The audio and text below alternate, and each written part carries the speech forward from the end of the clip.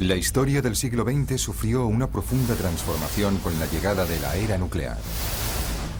El camino que va de la reacción en cadena lograda por Enrico Fermi a la catástrofe de Chernóbil demuestra que la energía nuclear, surgida como fuerza destructora pero reducida a energía aprovechable, es un instrumento inestable e impredecible. Lo que sigue es una reconstrucción dramática de los acontecimientos tal como sucedieron en 2 días que marcaron al mundo.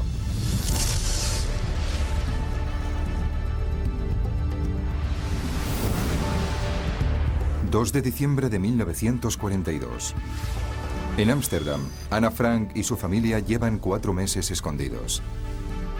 En el norte de África, el mariscal Montgomery y sus ratas del desierto han derrotado a Rommel en la célebre batalla de El Alamein. En Nueva York, Humphrey Bogart e Ingrid Bergman asisten al estreno de Casablanca. Y en Chicago, un grupo de científicos está a punto de cambiar el mundo para siempre.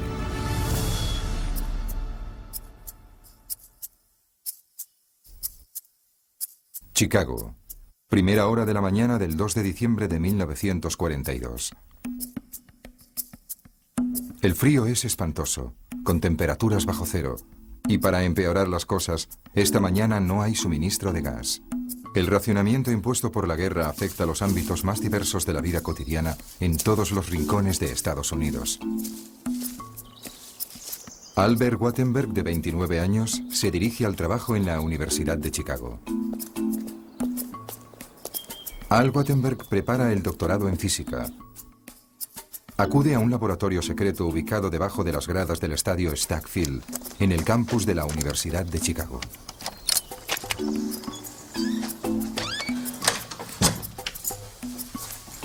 Albert es uno de los miembros de un selecto equipo de científicos que trabajan en un experimento ultrasecreto y de alto riesgo.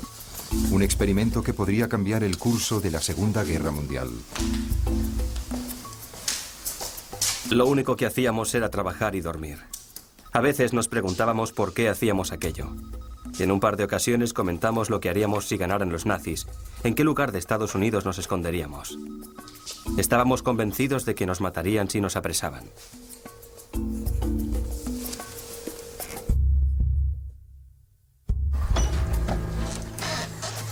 El hombre que dirige el proyecto es un físico italiano llamado Enrico Fermi. Tras varios años de investigaciones innovadoras, Fermi va a comenzar hoy un experimento sin precedentes y potencialmente mortal. Dentro de esta sucia y polvorienta cancha de squash, va a ser el primer hombre que intente aprovechar la energía atómica.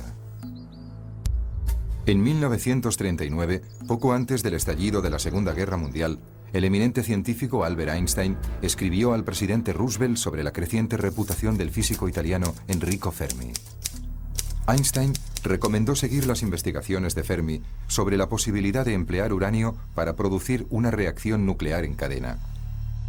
Un proceso que permitiría fabricar bombas muy potentes, bombas devastadoras de nuevo cuño. Einstein instó a Roosevelt a financiar investigaciones en el campo de las reacciones nucleares en cadena. Además, advirtió al presidente de que los alemanes podían estar muy cerca de alcanzar la misma meta. En septiembre de 1942, Roosevelt puso en práctica la sugerencia de Einstein y aprobó un plan secreto para construir la bomba, plan que recibió el nombre en clave de Proyecto Manhattan. Comenzaba la carrera para construir antes que los nazis la primera bomba atómica de la historia. El padre del proyecto atómico alemán era Werner Heisenberg, antiguo colega de Fermi cuando éste vivía en Roma. Las investigaciones de Heisenberg también habían progresado mucho. En septiembre de 1942, durante un encuentro con el destacado científico Niels Bohr, había bosquejado un modelo abstracto de reactor nuclear. La conquista alemana de la bomba parecía solo cuestión de tiempo. Enrico Fermi es la fuerza propulsora que hay detrás de la siguiente y decisiva fase del Proyecto Manhattan. Fermi y su equipo empezaron a trabajar en el proyecto en la Universidad de Columbia, que está en la neoyorquina isla de Manhattan. Pero en la primavera de 1942, para concluir el trabajo, se trasladaron a un supuesto laboratorio de metalurgia del campus de la Universidad de Chicago. Una increíble serie de descubrimientos científicos ha conducido al experimento de reacción en cadena que va a realizarse hoy. Ya en 1934, mientras investigaba en Roma, Enrico Fermi descubrió la fisión nuclear cuando consiguió dividir el átomo del uranio. El objetivo del experimento de hoy es demostrar que cuando se lanza un neutrón contra un átomo de uranio, este se desintegra en más neutrones, que a su vez desintegran otros átomos y generan la aparición de más neutrones, creando un proceso que se autoperpetúa. Esto es lo que se llama reacción en cadena. La desintegración de un átomo libera energía, y Fermi cree que desintegrando billones de átomos mediante una reacción en cadena, podrían producirse cantidades astronómicas de energía. Energía suficiente para fabricar una bomba devastadora como no se ha conocido hasta entonces. Reina cierta emoción cuando Fermi y su protegida Liona Boots entran en la oscura cancha de squash. En el aire flota el polvo de los bloques de grafito que se utilizan para proteger los materiales inestables. Bienvenidos a la cocina del infierno.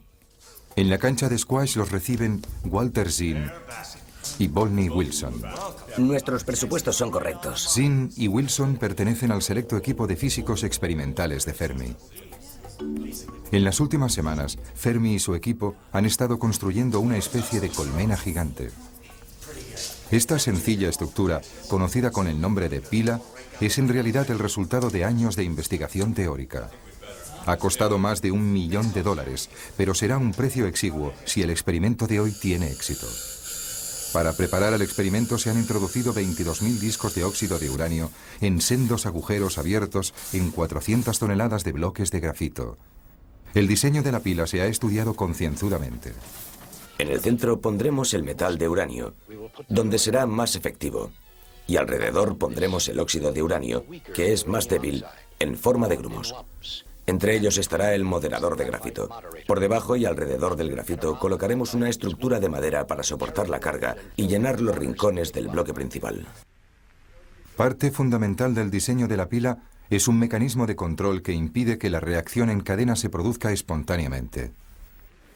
Porque si funciona esta pila, la pila Chicago número 1, tiene que controlarse. He aquí cómo. En la pila pondremos barras de cadmio que absorberán los neutrones. Mientras estas barras estén en la pila, no puede haber reacción. Se sacan, se meten. Tales son los mandos que la encenderán y la apagarán.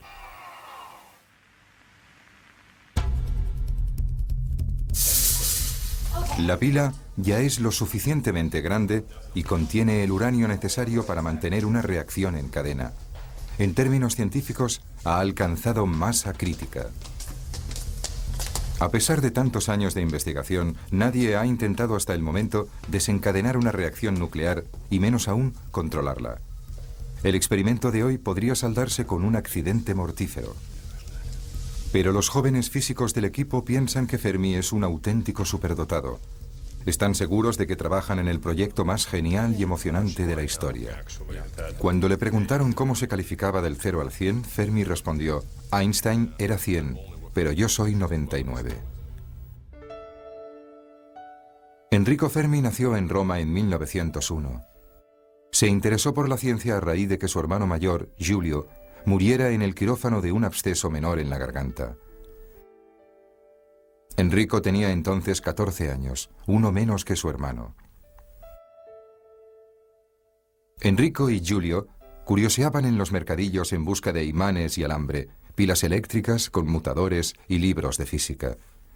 Estudiaron el funcionamiento de motores y bobinas de inducción, transformadores y voltímetros, y juntos construyeron estos aparatos.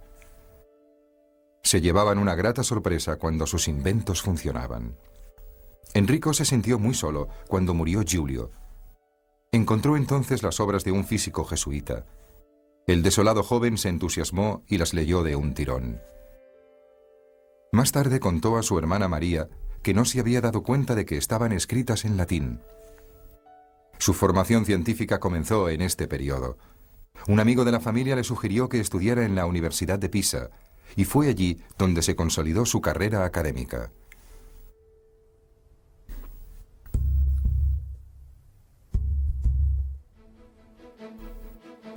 La pila Chicago número 1 el primer reactor nuclear de la historia, ya está terminada.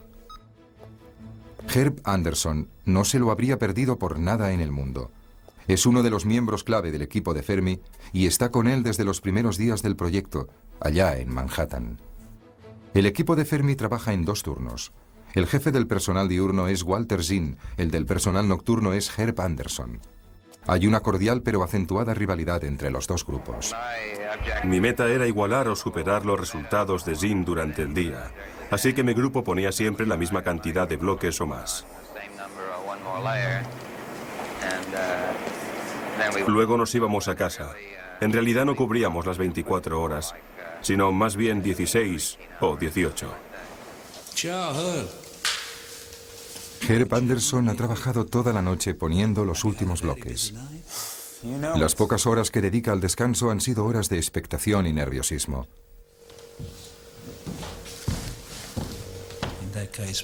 Hoy espera hacer historia. Leona Woods es la única mujer del equipo, pero rinde exactamente igual que cualquier hombre. Alta, tímida y atlética, ha acabado acostumbrándose a la omnipresencia masculina. Walter Zinn no me dejaba trabajar en la cancha de squash, porque todos llevaban mono, gafas, mascarillas para el polvo y unas gorras azules de trabajo, con lo que todos parecían iguales. Y Walter me dijo que si tenía que decir palabrotas a alguien, prefería que no fuera a una mujer. Así que me excluyeron de la construcción, aunque todos los días estaba allí para medir el flujo de neutrones del reactor, que crecía conforme aumentaban los bloques. Leona Woods ha inventado uno de los primeros contadores Geiger de la historia. Mide la cantidad de neutrones de la pila. Se integró en el equipo cuando este llegó a Chicago durante la primavera. Desde entonces, ha sido una pieza fundamental del proyecto y hoy se encarga de todos los cálculos numéricos en que se basa la teoría de Fermi.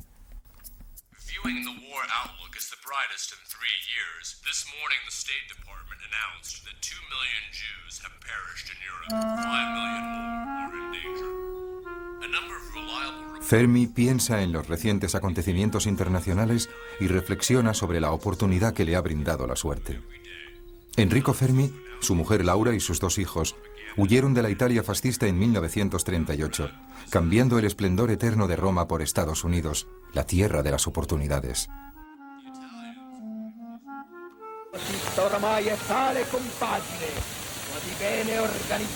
Consecuente con el auge del fascismo en Europa, Mussolini, el duce, recibió a Adolf Hitler en Roma en mayo de 1938.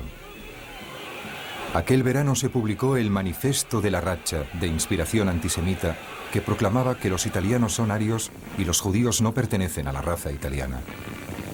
La familia Fermi no resultaba afectada por estas nuevas leyes, dado que era tradicionalmente católica, pero Laura era de origen judío. Fermi escribió en secreto a diversas universidades de Estados Unidos y le ofrecieron un puesto en la Universidad de Columbia, en Nueva York. Aquel mismo año, el eminente físico danés Niels Bohr le confió que estaba entre los candidatos al premio Nobel. Enrico Fermi se enfrentaba al dilema más delicado de su vida. El 10 de noviembre de 1938 le confirmaron por teléfono que le habían concedido el premio Nobel de Física. Su familia se desplazó a Estocolmo para verle recoger el premio. Desde Suecia huyeron todos juntos a Estados Unidos. No pudieron elegir mejor ocasión. A Mussolini le indignó que Fermi no vistiera uniforme militar en la ceremonia ni hiciera el saludo fascista.